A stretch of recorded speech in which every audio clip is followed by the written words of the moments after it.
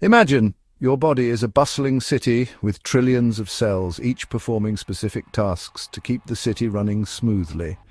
Now, picture one of these cells going rogue. It starts ignoring the city's rules, refusing to cooperate, and even worse, it begins to multiply uncontrollably. This is the beginning of cancer.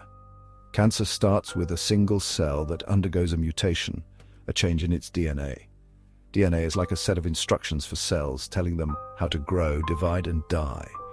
When these instructions get scrambled, it can cause the cell to behave abnormally. Think of it as a rebellious teenager who starts breaking all the rules. Now, not every mutation leads to cancer. Our bodies are pretty good at fixing these errors, but sometimes a mutation slips through the cracks. And if this mutated cell starts to divide, it can create more rogue cells. These rogue cells form a tumor, a lump of abnormal cells. But how does this tumor grow? Well, cancer cells are sneaky. They can trick the immune system into ignoring them, and they can even create their own blood supply to get nutrients. Imagine a gang of outlaws setting up their own supply lines and bribing the local law enforcement. As the tumor grows, it can invade nearby tissues like a spreading gang taking over neighboring territories.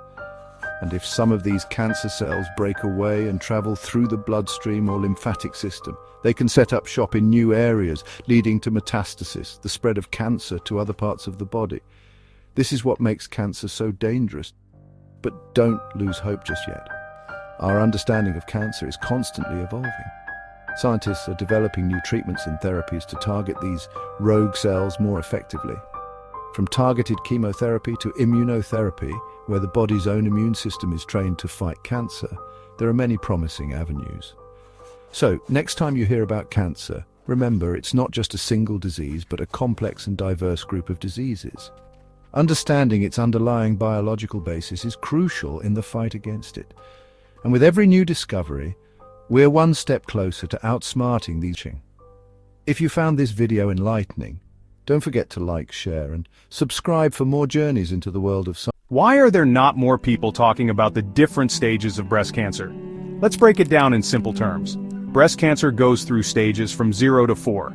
Stage 0 is non-invasive. Think of it as a tiny cluster of cells that haven't spread. Moving to stage 1, the cancer is small and has just started to invade nearby tissues. In stage 2, the tumor is larger or might have spread to nearby lymph nodes. Stage 3 means the cancer has spread more extensively but is still within the breast and nearby lymph nodes. Stage 4, the most advanced, is where the cancer has traveled to other parts of the body like bones or liver. Knowing the stages helps doctors decide the best treatment plan and gives patients a clearer picture of what to expect. Early detection can make a huge difference, so regular checkups are key. Understanding these stages could be the first step in taking control of your health. Stay informed, stay strong. Thanks.